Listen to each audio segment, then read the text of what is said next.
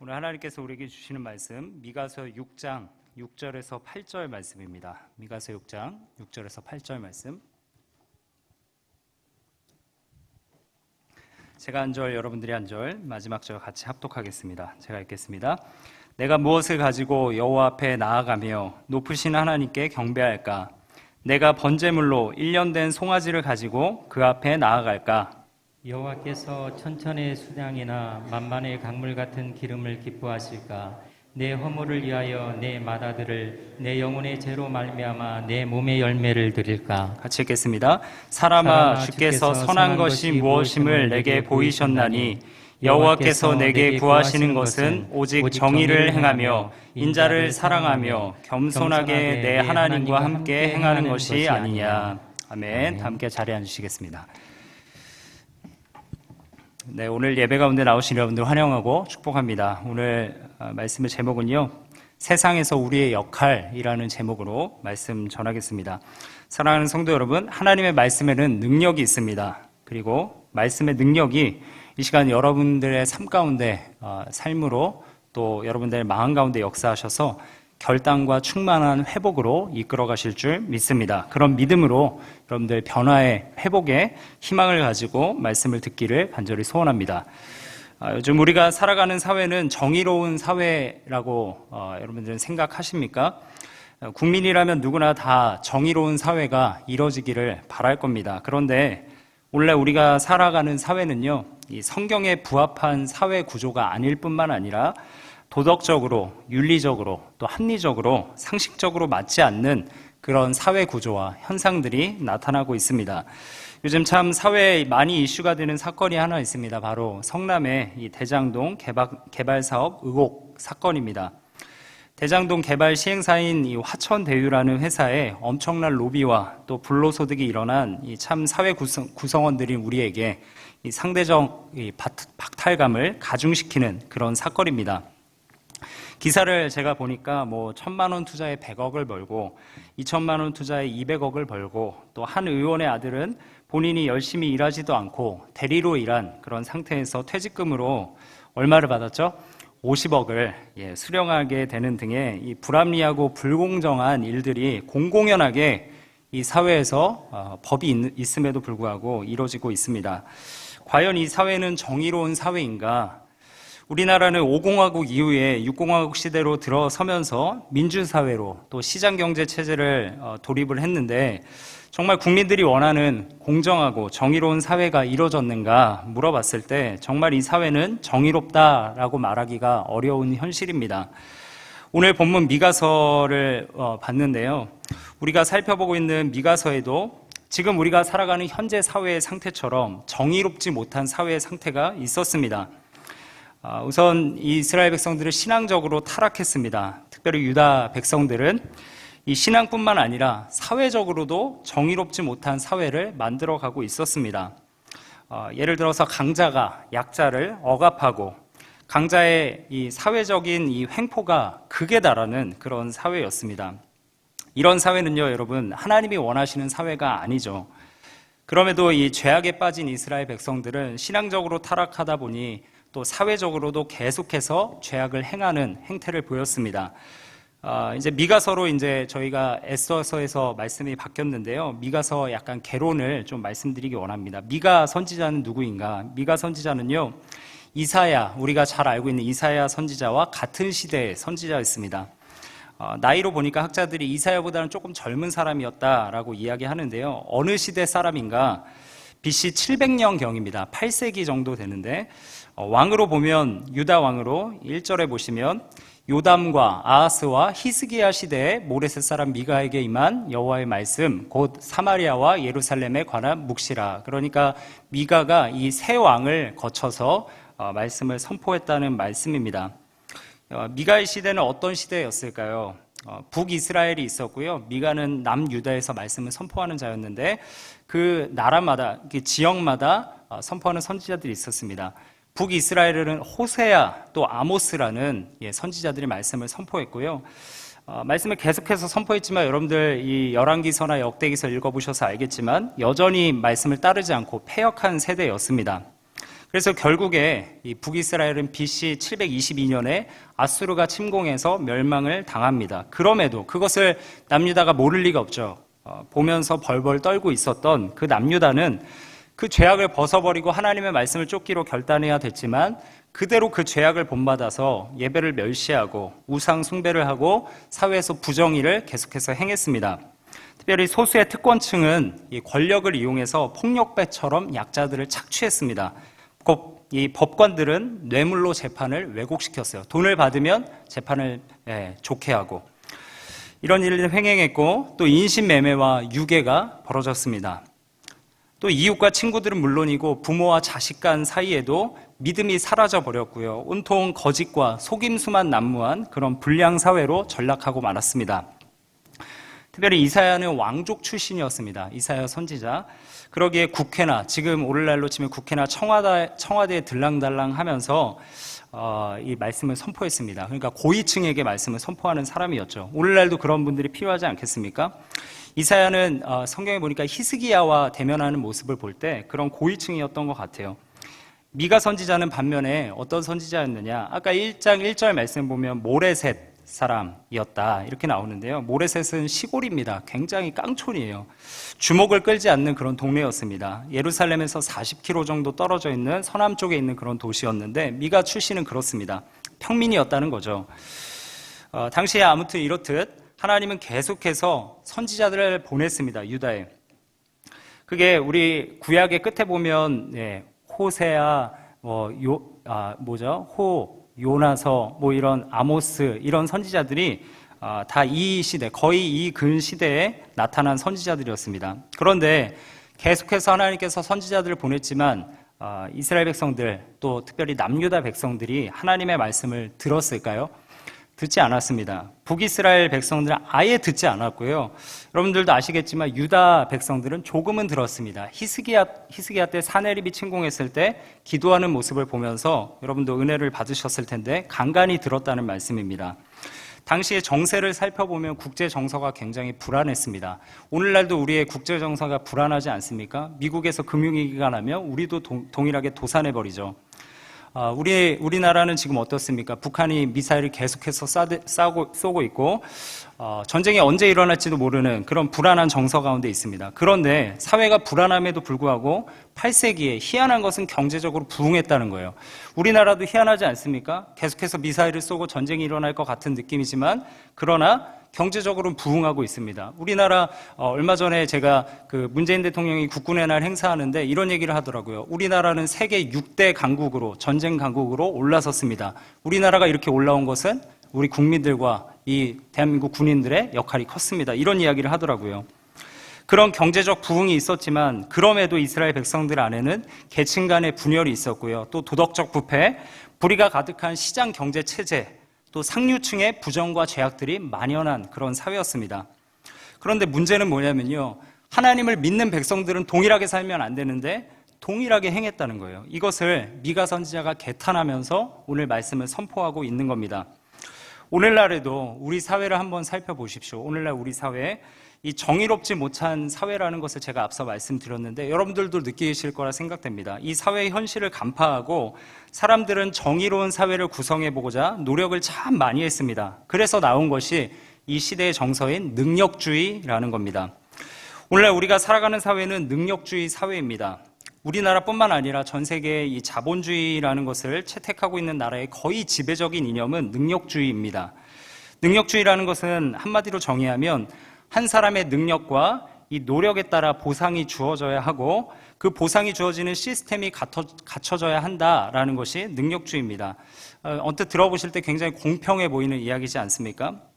과거에는 여러분 노비는 계속 노비였습니다. 귀족은 계속 귀족이었어요. 그러니까 한 사람의 노력과 열심이 그 사람의 신분과 운명을 바꾸지를 전혀 못했다는 거예요. 그래서 신분사회에서 이 자본주의 사회로 우리나라도 변형할 때 이 능력주의라는 것은 굉장히 매력적이었던 겁니다. 왜요?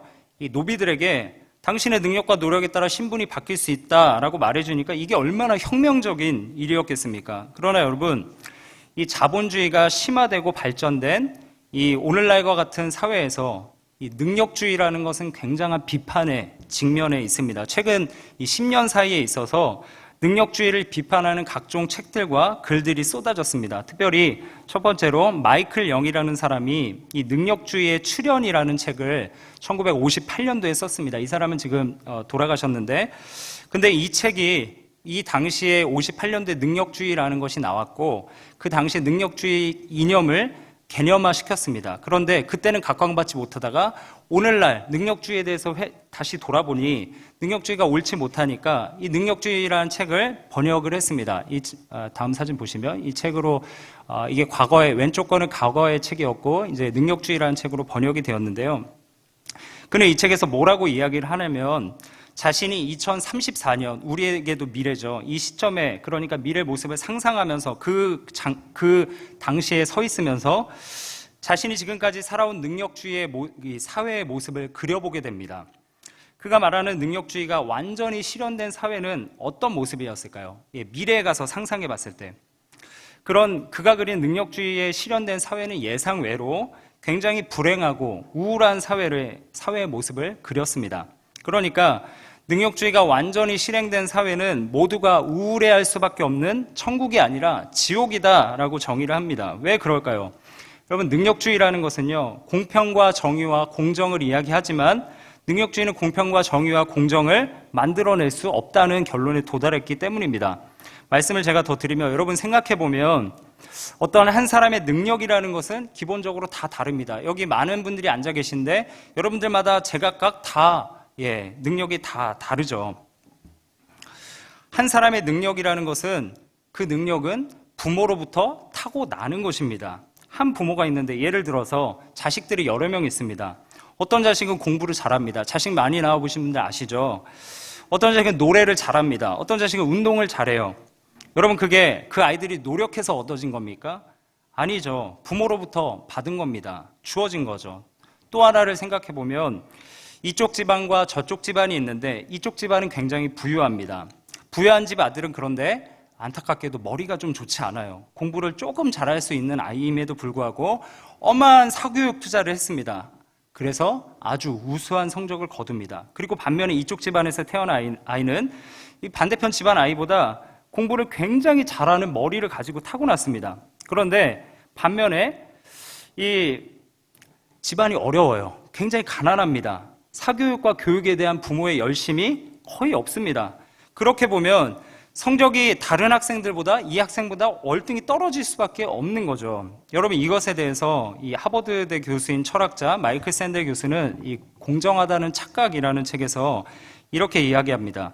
능력주의는 한 사람의 능력과 노력에 대한 보상이라고 했는데 처음 태어날 때부터 공평하지 않다라는 결론을 말합니다.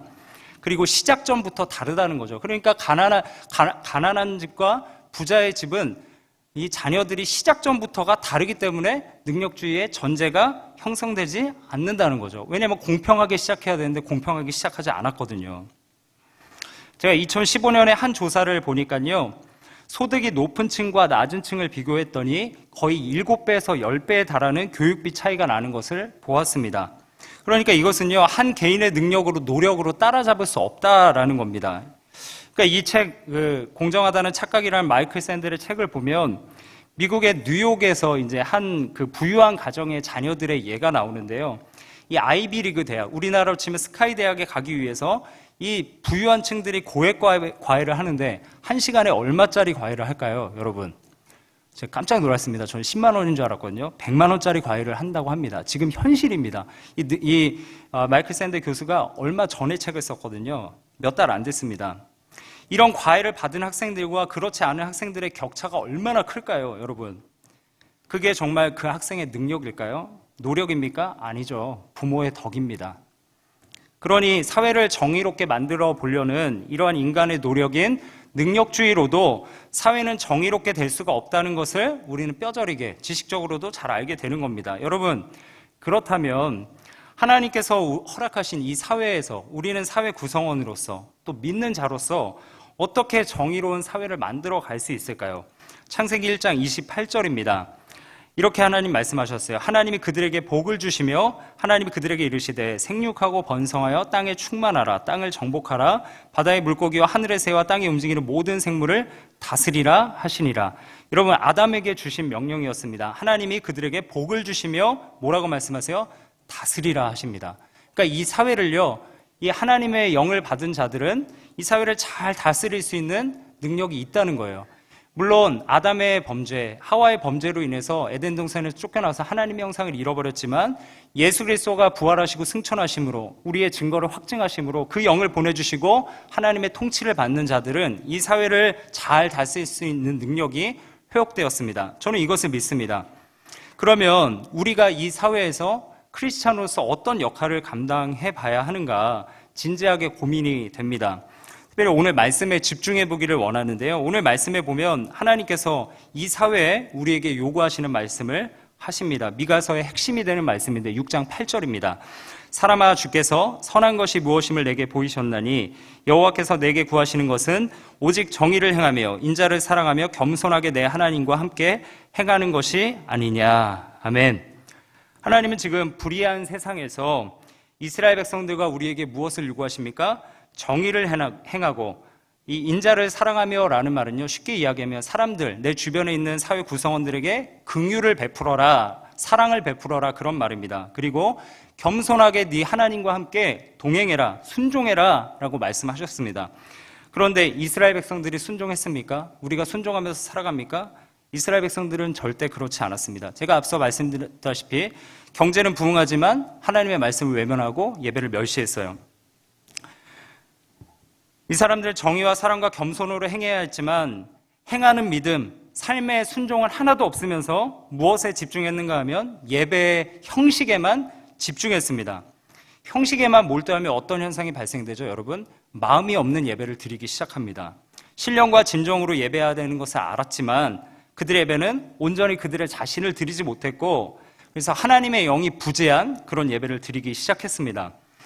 그 형식적인 예배에 대한 표현이 오늘 미가서 6장 6절에서 7절 말씀입니다. 저는 이것이 시적인 표현이고 되게 멋있는 표현인 줄 알았는데요. 제가 이 말씀을 설교를 준비하면서 이 6장 6절과 7절의 말씀이 얼마나 예배 형식에 대한 것을 미가서가 이 개탄하면서 이 말씀을 전했는지를 깨닫게 됐습니다. 6절입니다. 내가 무엇을 가지고 여호와 앞에 나아가며 높으신 하나님께 경배할까? 내가 번제물로 1년 된 송아지를 가지고 그 앞에 나아갈까? 7절 여호와께서 천천의 수량이나 만만의 강물 같은 기름을 기뻐하실까? 내 허물을 위하여 내 마다들을 내 영혼의 죄로 말미암아 내 몸의 열매를 드릴까?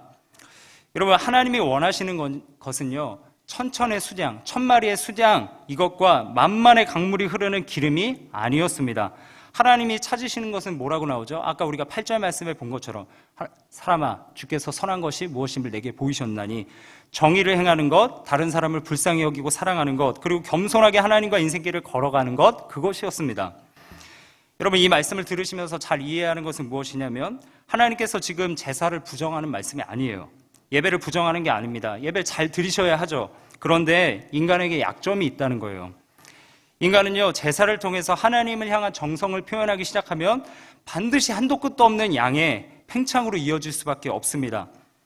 제사를 통해서 정성을 표현하다 보니까 아무리 재물을 많이 드려도 다 갚음이 없고 시원치가 않습니다. 여러분, 그렇잖아요. 죄를 짓고서 아무리 많은 헌금을 드려도 마음이 시원치가 않습니다. 그래서 형식화되는 거예요, 계속해서. 제가 드리지 말라는 말씀을 드리는 것이 아닙니다. 여러분들 오해하지 마십시오. 그런데 이스라엘 백성들이 이러한 정성 가득한 제사의 절정으로 무엇을 바치겠다고 했습니까? 내게 있는 가장 소중한 것, 내 맏아들, 내 자녀까지도 인신제사를 하나님 앞에 바치겠다고 지금 결단하는 겁니다. 그러니까 하나님은 분명히 제사를 요구하셨지만 제사의 본질을 잃어버리고 이렇게 행동했던 거죠. 여러분, 이스라엘 백성들은 하나님이 원하는 이 삶의 제사, 삶으로 살아가는 제사는 전혀 드리지 않았습니다. 오히려 예배 형식에만 몰두했고 그것으로 안정감을 찾았습니다. 이렇게 생각한 거죠. 여러분, 내가 하나님께 오늘 소 몇 마리를 잡아드렸는데 하나님이 혹 진노하시겠어? 내가 며칠을 여기 와서 고생하며 제사를 드렸는데 이렇게 정성과 공을 들여서 하나님께 제사를 올려드렸는데 내가 이렇게 멀리서 와서 예배를 드렸는데 내가 좀 부정하게 돈 번 것, 내가 남에게 잘못하고 미워한 것, 그 죄를 사해해 주시지 않겠어? 여러분 이렇게 생각한 겁니다. 그러니까 그들이 하나님의 말씀대로 살지 않았던 거죠. 그들의 예배는 막대한 예물로 가득 찼습니다. 정성의 예배였을지는 몰라도 그들의 삶은 정의와 사랑과 겸손과는 전혀 거리가 먼 그런 삶이었습니다. 그들에게 증거가 있죠. 오늘 말씀해 보면 10절 말씀입니다. 악인의 집에 아직도 불의한 재물이 있느냐, 축소시킨 가증한 에바가 있느냐. 그들에게 집에는 불의한 재물이 있었다는 거예요. 그들의 집에는 부정한 저울이 있었습니다. 11절입니다. 내가 만일 부정한 저울을 썼거나 주머니에 거짓 저울추를 두었으면 깨끗하겠느냐. 그들은 장사할 때요 상대를 속였습니다. 거짓 저울을 사용했습니다. 여러분 이게요 믿지 않는 세상 사람들에게 말하는 게 아닙니다. 이스라엘 백성들이에요. 하나님을 예배하고 있던 이스라엘 백성들에게 말하고 있는 겁니다. 지금 우리에게 말하고 있는 겁니다. 그것으로 조금 더 많은 이득을 취했습니다. 또 어떤 일을 행했습니까? 12절. 그 부자들은 강포가 가득하였고 그 주민들은 거짓을 말하니 그 혀가 입에 거짓되도다. 믿는 자들 중에 부자들은 교만했고요. 지위나 계급이 이 약한 자들에게 폭력적인 언어 행실을 했습니다. 사람들은 어떻게 하면 자신의 이득을 조금 더 취할까? 거짓말을 계속 일삼는 도덕과 이 하나님의 말씀이 완전히 무너져버린 그런 사회가 돼버린 것이죠. 여러분 이 당시에 미가가 생각했던 정의의 표현은 이것입니다. 주를 경외하는 삶은 예배당 안이 아니라 시장 통해서 드러나게 되는 것이다. 여러분 여호와를 경외한다고 하면서 물건을 사고 팔 때 속인다면 그 사람은 하나님을 경외하는 사람이 아닙니다. 불의한 방식으로 재물을 모았다면 그가 무엇으로 어떻게 신앙 고백을 했든 우리가 조금 전에 사도신경을 했는데 어떤 신앙 고백을 하던 그는 여호와를 경외하는 것이 아니죠. 예배를 잘 드리고 하나님을 경외하는 마음으로 사회에서 정의를 행해야 하는 그리고 사랑과 겸손을 베풀어야 할 믿음의 사람들이 오히려 사회에서 위선적이고 타락한 모습으로 살아간다면 그는 하나님을 경외하는 자가 아닙니다. 그는 구원받았다라고도 할 수 없습니다. 여러분들 한번 생각해 보십시오. 여러분들에게는 위선적이고 이중적인 신앙생활은 없습니까? 우리는 교회에서 굉장히 고상한 척합니다. 착한 척해요. 배려하는 척합니다. 그러나 가정과 직장에 가면 누구보다 이기적이고 배려심이 없고 어느 것 하나 손해보지 않으려고 작은 것 하나 손해보지 않고 누군가가 내 대신 해주기를 원하고 남에게 다 밀어버리고 너무나 자기 중심적으로 똘똘 뭉친 삶을 살아가고 있지 않습니까? 장사를 해도 정직한 저울로 장사를 해야 되는데 아주 작은 이익 좀 더 보겠다고 소비자에게 사람들에게 하나님 앞에서 속임수를 행하지 않습니까? 공부를 할 때 정직하게 실력으로 승부해야 되는데 꼼수 부리지 않나요? 예배를 드릴 때는 아주 경건하고 깔끔한 모양을 갖춰서 좋은 옷을 입고 예배하고 있지만 우리의 마음은 아주 더럽고 부패하고 더러워져서 냄새가 나는 그런 상태가 아닙니까? 대표 기도할 때는 온 세상의 원수를 다 사랑할 것처럼 기도하셨던 중직자들이 강단에 내려와서는 사랑을 행하지 않고 세상에서 누구보다 부끄럽게 살아간다면 너무나 사소한 일로 다투고 싸우고 얼굴을 붉히는 것, 가정을 잘 다스리지 못한다면 그것들을 우리의 다음 세대가 우리를 본다면 방금 저분이 하셨던 기도는 뭐지? 라고 생각하지 않겠습니까? 목사들은 어떨까요?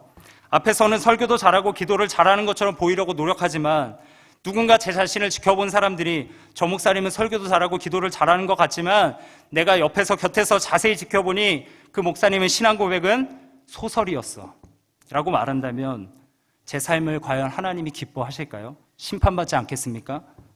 그래서 하나님이 선생이 되지 말라고 하지 않으셨겠습니까? 만약 제가 하는 설교와 기도가 진리와 신앙의 고백이 아니라 문학작품이라고 한다면 제가 살아가는 삶이 위선적이고 가식적이라면 얼마나 허무하고 죄악된 일이겠습니까? 죄악을 계속해서 쌓는 것 아니겠습니까? 오늘날 부모들이 실패하는 것도 이런 것이 아니겠습니까? 여러분, 자녀들이 잘 되기를 바란다는 마음에 멋진 교훈으로 가르치고 훈육합니다. 만약 여러분들의 자녀들이 여러분들이 가르친 대로만 여러분들이 살아낸다면 우리는 아마 지금쯤 여러분들 부모라면 성자의 반열에 올랐을 겁니다. 문제는 뭡니까? 아이들에게 우리는 계속해서 가르치기는 하는데 자기에게는 적용하지 않아요. 바로 이스라엘 백성들이 우리가 이 부분에서 실패했다는 겁니다. 사랑하는 성도 여러분, 이 죄악된 세상에서 우리가 살아갈 때 최선의 예배를 드리는 것, 지금 이 자리에 나와 계시는 것, 또 온라인으로 정성스럽게 예배하는 것 중요하지만 하나님은요, 선한 것을 보이셨어요. 공의를 실천하는 삶, 사랑을 실천하는 삶, 하나님께 순종하며 살아가는 삶, 단 하나의 말씀이라도 순종하는 삶을 살아내시기를 원합니다. 직장이나 사업체에서 여러분, 정직하고 공정한 방법으로 일하면서 돈을 버십시오. 직장이나 가정에서도 교회처럼 동일하게 선과 사랑을 행하십시오. 자기 중심적이고 이기적인 삶을 버리고 이타적인 행동을 살아가십시오. 그리고 내 주변의 사회적 약자들을 돌보시면서 긍휼과 사랑을 베푸십시오. 여러분, 겸손하게 은혜를 깨닫고 하나님과 동행하시기를 축원합니다. 여러분, 그런데 한번 곰곰이 생각해 보셨으면 좋겠어요. 우리가 이렇게 삶에서 선한 행동을 조금 하면 사회가 조금 점점 더 정의로운 사회로 변해갈까요? 여러분, 믿음의 사람이라면 삶에서 정직하게 행동해 보셨을 겁니다. 손해보면서 크리스찬답게 살아보려고 노력해 보셨을 거예요. 그렇게 몇 번 하면 사회가 정의롭게 변하던가요? 하나님 나라가 임하던가요? 내 직장에? 아니요. 오히려 세상에 거센하게 더 압도돼서요, 이런 마음을 품습니다. 앞으로는 그렇게 정직하게 살지 말아야 되겠다. 정의롭게 살면 큰일 나겠구나. 생각이 들지 않던가요? 여러분, 그렇게 되다 보면 이런 질문이 드는 거죠. 정말 하나님이 원하시는 정의란 무엇인가? 도대체 어떻게 이뤄가야 하는 건가? 내 크리스찬의 삶을 어떻게 살아가야 하는 건가? 라는 마음이 우리 마음 가운데 질문으로 들어오게 됩니다. 그렇다면 여러분, 우리가 질문해 보기 원해요. 하나님이 원하시는, 성경이 말하는 정말 정의는 무엇인가? 공의는 무엇인가? 라는 것이죠. 우리가 이것을 잘 알고 순종해야 되지 않겠습니까? 그렇게 사는 자들에게 하나님께서 복 내려주시지 않을까요? 그러면 성경이 말하는 공의와 정의는 무엇일까요? 여러분, 먼저 정의를 말씀드리면, 정의라는 것은요, 원어로 미시파트라는 말입니다.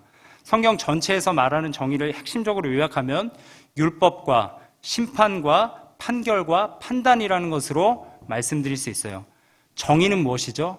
선하신 하나님, 온전히 옳으신 하나님이 만드신 그 말씀, 율법이 정의라는 거예요. 그 말씀대로 살아가면 정의로운 삶을 살아갈 수 있습니다. 그리고 그 말씀대로 선하신 주님이 판결하시는 판단이, 심판이, 모든 것들이 선하다는 거죠.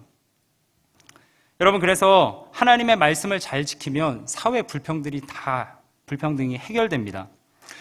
예를 들어서 이스라엘에 희년이 있었습니다. 여러분 잘 아시죠? 성경에 보면 레위기서에 25장쯤인가요? 희년이 나옵니다. 희년이 뭡니까? 이스라엘 백성 중에 이 가난으로 인해서 노예가 되는 사람들이 있었어요. 믿는 사람인데도 노예를 만드는 거예요. 가난으로 인해서 조상의 땅을 팔아야 될 때가 생겼습니다. 원래는 지파별로 정직하게 나눴거든요.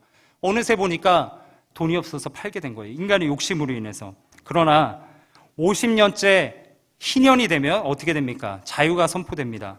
종은 자유인으로 돌아가고요, 땅은 본래 주인에게 돌아갑니다. 공평하게 다시 한번 회복되는 거예요. 되돌리는 겁니다. 빈부격차 상관없이 경제와 권력에 대한 공평이 이루어지는 거죠. 저도 오늘날에 이것이 한번 지켜지면 어떨까? 강남에 투자되었던 모든 땅들을 그냥 땅 10만 원으로 한 평당 그렇게 바꿔가면 얼마나 좋을까라는 생각이 듭니다. 그러나 이 세상 사람들은 율법을 지키지 않거든요. 지키지 않았기 때문에, 이스라엘 백성들도 지키지 않았기 때문에 정의로운 사회를 만들지 못했습니다. 여러분, 구약 성경 보시면서 무슨 생각하세요? 옛날에 있었던 희년이구나, 그냥 그렇게 생각하고 넘어가십니까? 여러분, 공의는 무엇일까요? 공의는요, 이 정의보다 상위 개념입니다. 정의로 인해서 우리가 판단받았으면 우린 이미 죽었어요. 이 자리에 나오지도 못했습니다. 죄로 인해서 우리는 죽어 마땅한 존재죠. 그러나 공의는 무엇이냐면 하나님의 용서와 은혜, 사랑의 법의 개념입니다. 정의로우신 하나님이시지만 공의로운 하나님이 되셔서 우리를 예수 그리스도를 내어주심으로, 우리의 모든 죄를 사해 주심으로 그 죄값을 물지 않으시는 거예요. 사랑의 법으로 우리를 덮어주셨습니다. 여러분, 물론요, 이 사회도 정의라는 것, 기준이 있죠. 이 사회법이, 제가 이제 대학에서 공부를 해보니까요, 우리나라 법들은 많이 독일에서 영향을 받았습니다. 그래서 헌법이 제정이 됐는데, 이 헌법을 보고 사회법들을 보면요, 하나님의 남은 형상들이 많이 남아 있어요. 그러니까 율법적인 것들이 많이 있죠. 살인을 하면 뭐 죽이진 않지만 성경처럼, 그러나 사회적으로 처벌을 받는 것, 이런 사상들, 그런 것이 남아 있어요. 그런데 사람들이 따르나요? 정직하게 따르지 않습니다. 뭐 죽이는 것만 그러나요? 경제적으로 불의를 일삼는 것을 이번 사건을 통해서 우리는 알 수 있지 않겠습니까? 사람들은 전혀 따르지 않는다는 거예요. 여러분, 사람들은 정의로운 사회를 만들려고 복지국가를 만들었습니다. 복지를 확대합니다, 계속해서. 그런데 문제가 발생하는 거예요. 서구의 유럽에 있는 덴마크나 여러 나라들, 스웨덴이나 이런 나라들 보십시오. 일하려 하지 않아요. 경제가 부강해집니까? 부강해지지 않아요. 방종하는 사람이 생겨난다는 거예요. 그러니까 여러분, 제가 말씀드리고자 하는 건 뭐냐면요, 인간적으로 아무리 노력해도 결국 인간은 잘 다스릴 수 없다라는 것을 말씀을 드리는 겁니다. 그렇다면 누가 통치를 해야 되는가? 진정한 정의와 공의가 이루어질 수 있으려면 누가 통치권을 잡아야 되는가? 여러분 잘 아시겠지만 바로 하나님이 통치하셔야 하는 줄 믿습니다. 하나님이 통치하셔야 진정한 정의와 공의가 실현되는 거예요. 무슨 말인가 하면 인간들은요, 예수님 안에 들어가야 돼요. 그분의 통치를 받아야, 우리가 믿음으로 주님 앞에 나와서 예배하는 것처럼 믿음 안에 머물러야 진정한 정의와 공의가 세상에서 실현될 수 있다는 겁니다. 우리는요, 예수 그리스도를 믿음으로 그분 아래 들어갔어요. 그분의 통치를 받음으로 우리가 하나님 나라가 우리 마음 가운데 임했습니다. 그분의 통치를 받고 하나님의 공의와 정의로 살아가는, 마음속에 그렇게 살아가는 자들이 모인 곳이 어디입니까? 교회예요. 교회에는 그래서 세상과 다른 공의와 정의가 있는 겁니다. 사랑이 있어요. 하나님의 사랑. 세상이 말하는 정의보다, 율법보다 더 많은 하나님의 사랑, 공의가 실현되는 곳이 이 교회입니다. 그래서 여러분들이 이 교회를 잘 지키셔야 됩니다. 진리를 잘 사수하셔야 돼요. 공의와 정의가 이 교회 안에서 잘 실현될 수 있도록. 여러분, 그러니까 하나님이 통치하셔야, 온전한 통치가 있어야 정의와 공의가 실현된다는 거죠. 여러분, 이 세상은 하나님이 창조하신 세상입니다. 하나님이 이 세상을 창조하시고요, 가장 잘 운영할 수 있는 방법들을 아담과 하와에게 주셨어요. 그런데 그들이 죄를 범함으로 에덴 동산에서 쫓겨났어요. 공의와 정의의 통치에서 쫓겨나 하나님 나라에서 쫓겨나게 되었죠. 통치의 지혜를 잃어버렸습니다, 머릿속에서. 그런데 예수 그리스도께서 이 땅에 오셔서 죽으시고 부활하심으로 하늘 보좌 우편에 앉으셔서 그 통치의 보좌를 회복하심으로 누굴 보내주셨습니까? 성령을 보내주셔서 믿음으로 죄사함을 받아 그 성령을 받은 자들에게 하나님의 통치가 시작된 것입니다. 할렐루야. 여러분, 그래서 이제 완전한 통치가 예수를 믿는 자들 마음 가운데 이루어진 겁니다. 그런데 이 세상이 왜 이래요, 목사님? 예수 그리스도께서 오셔야 돼요. 완전한 통치는 주님이 오셔야 됩니다. 그렇게 통치를 받아 모인 자들에게 이 교회에 온전한 공의와 정의가 실현되는 겁니다. 그래서 여러분, 우리가 온전하고 정의롭고 공의로운 나라를 이 세상에서 맛보려면요, 예수를 믿어야 합니다. 그리고 교회에 소속되어서 하나님 나라를 누릴 때 완전한 하나님의 공의로운 나라를 우리가 누릴 수 있다는 거죠. 그러니까 우리가 정말요, 여러분 안에도 진보적인 정치 성향, 이거 나누려는 게 아니고요, 보수적인 분들이 있을 거라 생각되는데, 진보적인 분들은 사회 정의를 계속 말하거든요. 근데 그건요, 되는 게 아닙니다. 이론적 사상을 주입해서 사회 구조를 바꿔내서 만들어내는 것이 아니라, 복음으로 정말 이 세상을 변화시킬 때, 복음이라는 선물을 우리가 거저받은 것처럼 그들에게 거저주고 사랑을 행할 때, 그들이 예수를 믿을 때 온전하게 행해질 수 있다는 겁니다. 다시 말씀드리면요, 진정한 정의로운 사회는 복음이 전파될 때 가능합니다.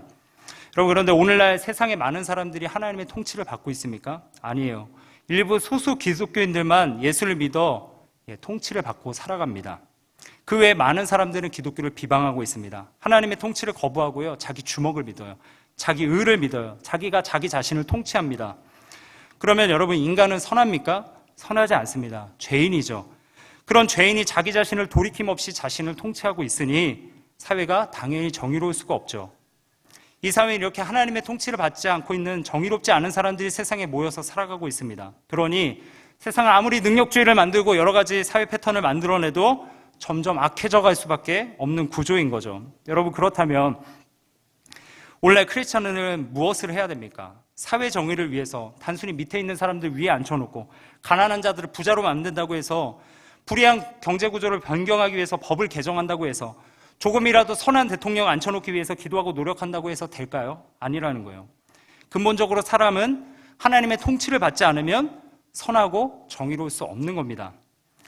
참된 정의는요, 영화로 말하자면 단순한 배역 교체를 한다고 되는 게 아니에요. 사회에서 불의한 자를 색출해서 그들을 온전히 처벌하고 사형제도를 만들어서 되는 게 아닙니다.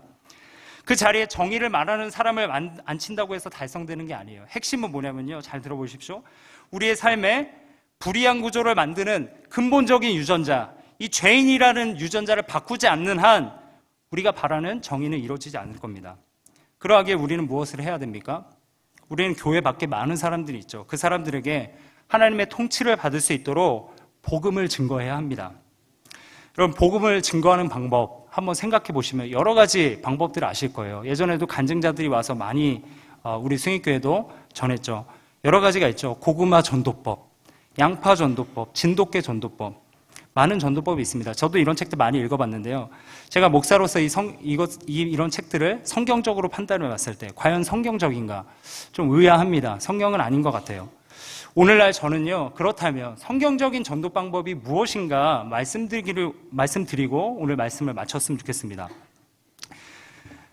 오늘날 많은 전도법은요, 나가서 전도 대상자인 세상 사람들을, 이 사람들을 바라보면서요, 그 사람들의 상황은 전혀 배려하지 않고 무작정 복음을 전하는 겁니다. 그것이 오늘날 드라마에도 많이 드러나죠. 저는 이 오징어 게임이라는 요새 핫하지 않습니까? 이 영상에서 마지막쯤에 나오는 영상이 이것인데요. 굉장히 더 충격적이었습니다. 드라마가 거의 끝날 무렵에 거리에서 이런 얘기를 합니다. 예수천당, 불신지요. 피켓을 들고 전도하는 이 사람이 등장해요. 이 사람은요, 주인공 이정재가 이제 결박당한 채로 차에서 거리로 버려졌을 때 발견하고 결박을 풀어줍니다. 영상의 이제 앞부분에서, 여러 부분에서 이게 9편짜리인데요. 앞에 보면은 두 사람의 나쁜 기독교인들이 나왔기 때문에 저는 이번엔 선한 기독교인이 나오나 보다, 좀 우리 기독교인을 선대하나 보다 생각을 했는데, 하지만 전도자가 어떻게 행동합니까? 저는 결박을 풀어주고 이정재가 눈을 뜨자마자 좀 괜찮으세요? 다친 곳은 없으세요? 라고 말할 줄 알았는데 대뜸 그가 한 말은 무엇입니까? 그 다음 사진 보여주세요. 예수 믿으세요 라는 말이었습니다. 제가 이 영상이요 계속 생각나는 겁니다. 그러면서 드는 생각이 이런 생각이었어요. 오늘날 세상 사람들이 생각하는 크리스찬의 교인이라는 모습은 저런 거구나.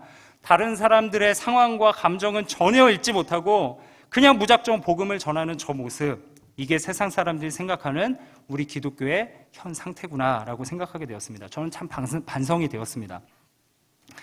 그렇다면 여러분, 우리가 복음을 증거하는 데 있어서 좀 생각해 봐야 되지 않겠습니까? 전도를 통해서 하나님의 통치가 임하고 세상에 진정한 정의가 이루어지고 하나님 나라를 누리게 해야 되는 것이 우리의 표대라고 한다면 과연 우리의 전도의 방법은 어떻게 해야 될까요? 방법은요, 한 가지 있습니다. 제가 아까 전도법 말씀드렸는데요, 성경적이지 않다 그랬어요. 방법은요, 성경으로 돌아가는 겁니다. 성경이 말하는 전도법을 배우는 겁니다.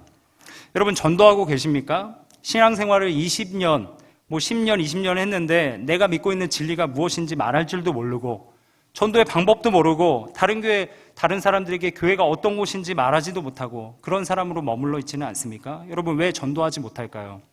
신앙생활을 이렇게 오래 했는데, 아니 신앙생활을 짧게 했어도 내가 예수를 믿었는데 왜 전도하는 삶을 살아가지 못할 거예요?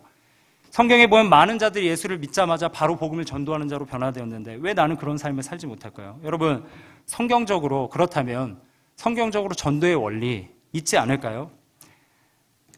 내가 전하는 이 전도하는 삶을 왜 살지 못하는지 성경에서 좀 확인해 보기를 원합니다. 그리고요, 이것들이 전도가 순차적으로 교회가 어떻게 이루어지는지를 좀 살펴봤으면 좋겠습니다. 이 말씀하고 마쳤으면 좋겠는데요. 2장 1절부터 41절까지 말씀입니다. 오순절 날이 이름에 이 당시에 이제 예수님께서 승천하시고 성령을 기다리는 제자들이 모여서 오순절에 성령 강림이 임하는 시점입니다. 그때 다 같이 한 곳에 모였더니 4절, 그들이 다 성령의 충만함을 받고 성령이 말하게 하심을 따라 다른 언어로 말하기 시작하니라. 함께 모였던 겁니다. 다 성령의 충만함을 받았어요. 14절, 베드로가 11사도와 함께 서서 소리를 높여 이르되, 목사가 설교한 거죠. 그들이 이 말을 듣고 마음에 찔려 베드로와 다른 사도에게 물어 이르되, 형제들아 우리가 어찌할꼬 하거늘, 베드로가 이르되 너희가 회개하여 각각 예수 그리스도의 이름으로 세례를 받고 죄사함을 받으라. 그리하면 성령을 선물을 받으리니, 그 말을 받은 사람은 세례를 받으면 이날이 신도수가 3,000이나 더하더라. 모이게 힘쓰고 기도하고 성령을 받으니 은혜가 임한 거죠.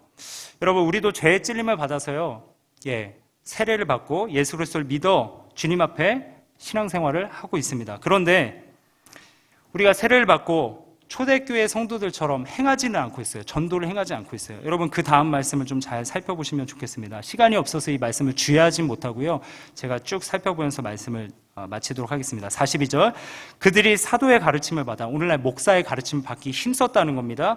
서로 교제했다는 건요, 그냥 단순히 이야기하고 무슨 일 있었어 이 정도 나누는 게 아니고요, 정말 친밀하게 교제한 겁니다. 이 사람의 감정을 내가 읽어내고, 이 사람의 아픔을 내가 읽어내고, 이 사람의 기쁨을 내가 웃어주고, 정말 그런 친밀하고 끈끈한 연합된 교제. 그 다음에 하는 게 뭘까요? 떡을 떼며, 이 떡은요 성찬식에 사용됐던 떡입니다. 그러니까 우리의 목장 모임을 잘 되돌아보셨으면 좋겠어요. 개인 간의, 우리 교인들 간의 교제를 한번 생각해 보셨으면 좋겠어요. 정말 예수 그리스도가 나눠지고 있는가? 우리의 목장 모임 안에 예수 그리스도의 십자가와 그분의 부활의 능력이, 생명의 능력이, 말씀이 나눠지고 있는가 나눠보셔야 돼요. 여러분, 우리가 목장 모임에서 모여서 부동산 얘기하고 어떤 차를 샀더니 승차감이 좋더라 이런 얘기하기 시작하면 여러분 세상 모임과 다를 바가 없죠. 그러나 떡을 떼며 성찬, 예수 그리스도의 기념하고 나누고, 그리고 마지막에 뭡니까? 42절, 오로지 기도하기에 힘쓰니라. 우리의 모임이 이러해야 된다는 거예요. 그러니까 사람들마다, 43절입니다. 사람마다 두려워하는데 사도들로 말미암아 기사와 표적이 많이 나타나니, 성도들이 성령 충만하니까요 기사와 표적이 나타나는 겁니다. 병고침의 치유가 나타나는 거죠. 44절, 믿는 사람이 다 함께 있어 모든 물건을 서로 통용하고. 이게 무슨 말입니까? 사회 정의. 제가 앞서 말씀드렸다시피 능력주의는 자기 능력대로 하는 거예요. 오늘날 부자들이 가난한 자들을 불쌍히 여길까요? 전혀 그렇지 않습니다. 전혀 그렇지 않아요. 보면서 뭐라고 생각합니까? 당신은 공정하게 시작했는데 왜 그 정도밖에 못합니까? 나는 열심히 공부해서 이렇게 살았는데요. 좀 열심히 사십시오라고 이야기하는데, 오늘 말씀에 44절 뭐라고 나옵니까? 모든 물건은 서로 통용했다. 말도 안 되는 이야기 아닙니까? 이게 어떻게 가능했냐면요, 성령을 받으니까, 하나님의 통치를 받으니까 내 마음 가운데 하나님 나라가 실현된 겁니다. 그리고 내 존재가 누구인지 알게 된 거예요. 나는 하나님으로부터 창조된 존재구나. 나의 소유는 내 것이 아니구나. 그러면서 영안이 열리면서 주변에 가난한 자들이 보이기 시작한 거죠. 나는 고액과에 100만 원짜리 과일 시키고 있는데 내 주변의 집사님들 정말 어렵게 학원 하나 보내지 못하고 있구나 보이는 거죠. 모든 물건을 서로 통용하기 시작했습니다. 45절, 제가 다른 말씀 드리는 거 아닙니다. 공산주의 아닙니다. 성경주의를 말씀드리는 거예요. 또 재산과 소유를 팔아 각 사람 필요를 따라 나눠주며 날마다 마음을 같이하여 성전에 모이기를 힘쓰고 집에서 떡을 떼며 기쁨과 순전한 마음으로 음식을 먹고. 47절, 그러니까 하나님을 찬송하며 온 백성에게 칭송을 받으니, 칭찬을 받았다는 겁니다. 이 수인동 사람들이 우리 수인교회를 칭찬하기 시작합니다. 그러니까 어떻게 됩니까? 마지막에 주께서 구원받는 사람을 날마다 더하게 하시니라. 여러분, 성경에 나오는 전도의 원리는 이겁니다. 우리가 이대로 살아가야 되지 않겠습니까? 복음을 전한다고 상대방 감정 읽지 않고 그냥 예수 믿으세요 말한다고 해서 예수 믿을까요? 절대 믿지 않습니다. 여러분, 이것들을 정리하면요, 그 다음 페이지 보여주시면요, 우리가 사회 정의를 구현하려면, 정말 좋은 세상을 만들려면요, 복음을 전파해야 된다고 말씀드렸는데 이 방법이 있다는 거죠. 첫 번째, 목사의 가르침을 받아야 되고요, 사도의 가르침을 받았던 것처럼 서로 긴밀하게 교제해야 됩니다. 세 번째, 예수 그리스도의 십자가와 부활의 나눔이 있는 교제 모임, 목장 모임에 꼭 소속되셔야 합니다. 믿음으로 교제하셔야 돼요. 네 번째, 기도하는 모임이 있어야 됩니다. 우리의 능력으로 위로한다고 해결되는 게 아니잖아요. 기도함으로 응답받고 회복되고 놀라운 성령의 역사를 체험하셔야 됩니다. 다섯 번째, 서로가 서로의 필요를 채워줘야 되죠. 영의 필요뿐만 아니라, 기도해주는 것뿐만 아니라 물질적인 필요도 채워주는 것. 여섯 번째, 성전에 모이기를 힘쓰고 주 안에서 순전한 마음으로 교제합니다. 이 순종의 결과 어떻게 되는 겁니까? 우리 같이 따라 읽어볼까요? 시작. 주께서 구원받는 사람을 날마다 더하게 하시니라. 할렐루야. 여러분, 이렇게 할 때요, 세상 사람들은 우리를 칭찬할 겁니다. 믿는 사람들은 점점 늘어날 겁니다. 하나님의 통치가 세상에 임하게 될 겁니다. 우리가 원하는 공의와 정의가 실현될 겁니다. 오늘 미가 선지자가 그걸 보면서, 그 온전한 나라를 바라보면서 선포한 겁니다. 미가서 5장 2절에 보면 예수 그리스도께서 오시는 것을 미가서는 믿음으로 바라봤습니다. 여러분, 설교 들으셔야 합니다. 교회 목장 모임으로 모이기를 힘쓰셔야 돼요.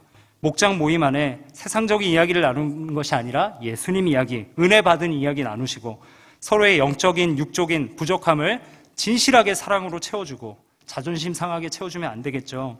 주 안에서 덕을 세우고 믿음으로 교제할 때 진정한 하나님의 나라, 진정한 하나님의 공의가, 정의가 이 땅에 임할 줄 믿습니다. 할렐루야. 여러분, 6장 8절 말씀 우리 마지막으로 한번 읽고 말씀을 마치도록 하겠습니다. 6장 8절입니다. 시작. 사람아, 주께서 선한 것이 무엇임을 내게 보이셨나니 여호와께서 내게 구하시는 것은 오직 정의를 행하며 인자를 사랑하며 겸손하게 내 하나님과 함께 행하는 것이 아니냐. 여러분, 이 말씀대로 행하여 정말 놀라운 부흥과 축복과 말씀의 왕성함을 누리시는 여러분들의 삶이 되기를 간절히 축원드립니다.